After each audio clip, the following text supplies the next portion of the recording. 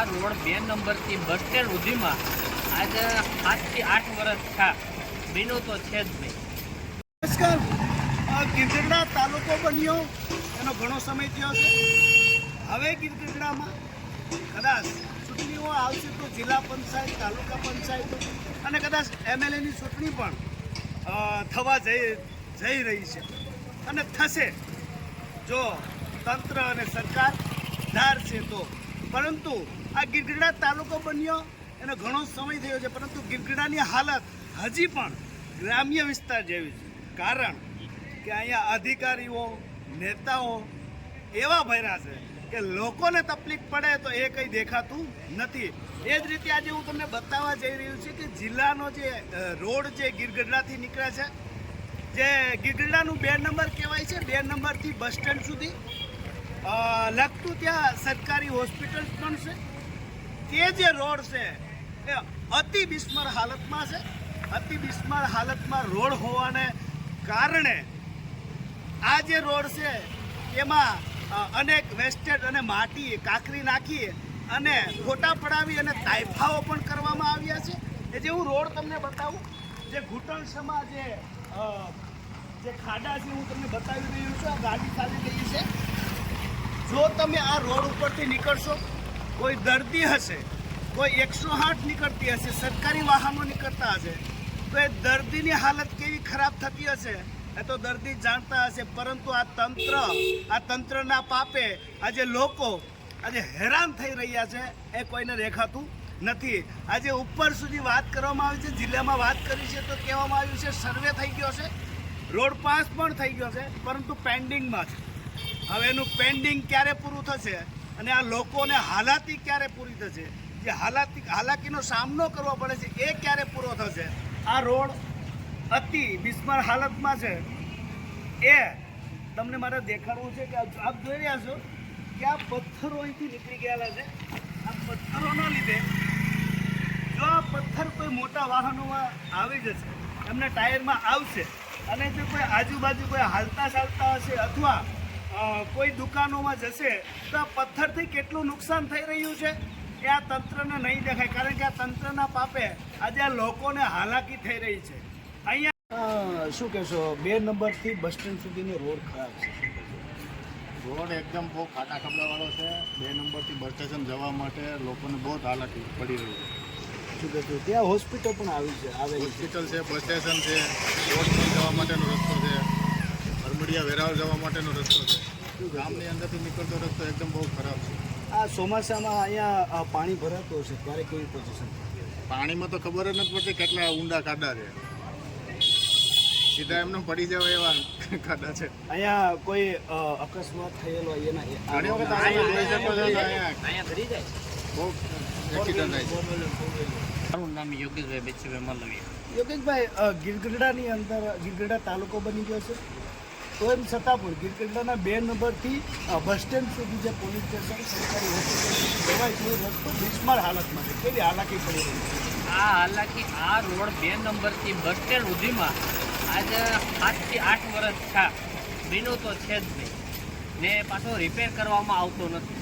ખાલી ખાડા પડે એટલે પંચાયત એની રીતે બૂરે, પાછો વરસાદ થાય એટલે પછી પાછા ખાડા પાછા ઉખડી જાય. શું છે, આ રોડ ઉપર તો અનેક સરકારી કર્મચારીઓ નીકળતા એને આ રોડ દેખાતો હશે કે ક્યાં?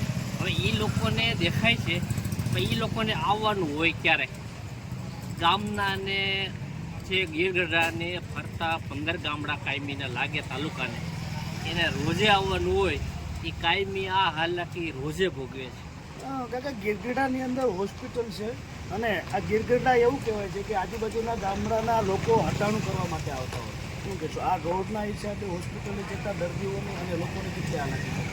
એ લોકો કાયમીના માટે ગાડી એમ માનો કે અહીંથી 2 નંબરથી બસ સ્ટેન્ડ સુધીમાં કાયમી આવક જાવક, ગામમાં કોઈ હટાણું લેવા માટે રસ્તા આવું ધીમે ધીમે હાંકવા પડે, સાઈડમાં બૈરા આ તે બધા હાલ્યા જાય, એને છાંટા ઉડે, એકબીજાને કપડાં ભેલા થાય, એવી વસ્તુ બધી પોઝિશન બહુ ખરાબ. શું કહેવાય, આ રોડ સારો હોવો જોઈએ કે પછી આવી પરિસ્થિતિ? આ રોડ કમ્પ્લીટ સારો હોવો જોઈએ ને આ રોડ 2 ફૂટ ઊંડો કરી ને આ જે વચ્ચેના બધા જે પુલિયા છે એ બધું કાઢી ને નીચેનો બોમ્બ આપે ગીરગઢડાનો ને નીચેનો ઢાળ આપી જે ને 2 રોડ નંબરથી બસ બનાવવા સ્ટેન્ડ સુધીનો રોડ તમને હું બતાવી રહ્યો છું ત્યાં અહીંયા એક અક્ષર શોક આવેલો છે જે અક્ષર શોકથી હરમડિયા વેરાવળ તરફ પણ જવાય છે, અહીંથી સનવાવ આલીદરથી તે બાજુ પણ વેરાવળ તરફ કોડીનાર તરફ જવાય છે. હાલ અત્યારે અહીંથી ઉના, જામબાળા, તાલાળા, સાસણ અને છેક જુનાગઢ સુધીના રસ્તાઓ અહીંથી પડે છે, પરંતુ આ સર્કલ જ એવું છે અતિ બિસ્માર હાલતમાં. અહીંયા કોઈ તંત્ર ધ્યાન દેતું નથી. એનું કારણ હું તમને બતાવું કે જે આ પોલીસ સ્ટેશન લાગે છે ત્યાં અનેકવાર રજૂઆતો કરવા પછી અનેકવાર મીડિયામાં પ્રકાશિત કરવા પછી અહીંયા રોડનું કામ થયું છે, અહીંયા જે સર્કલ છે તેનું કામગીરી થયું છે. હાલ અત્યારે હું તમને જે આ સર્કલ બતાવું છું કે અનેક દબાણની વસ્તુઓ પણ આપણને જોવા મળશે, કારણ કે આ દબાણના લીધે બસ આવતી હશે ત્યારે બસને વળાંક મારવામાં અને હાલ અત્યારે અહીંયા વાહનોને અવર જવર કરવામાં ઘણી મુશ્કેલીઓ પડી રહી છે, ત્યારે લોકોને હાલાકી પડી રહી છે. અહીંથી 200 મીટર દૂર તાલુકા આરોગ્ય કેન્દ્ર છે, સામૂહિક કેન્દ્ર છે, સરકારી હોસ્પિટલ છે.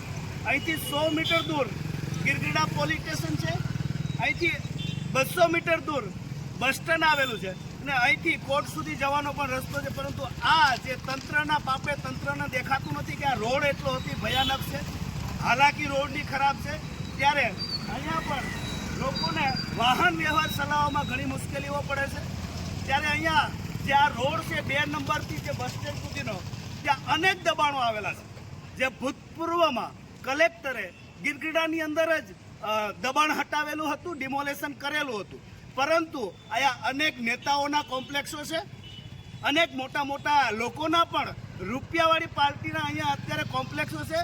એના કારણે આ કોમ્પ્લેક્સોના દબાણો હટતા નથી, કારણ કે અધિકારીઓને જો માલ મળતો હશે ત્યાં સુધી દબાણ હશે, બાકી દબાણ દૂર થશે નહીં. આજે દબાણના લીધે બસને પણ હાલવામાં તકલીફ પડે છે.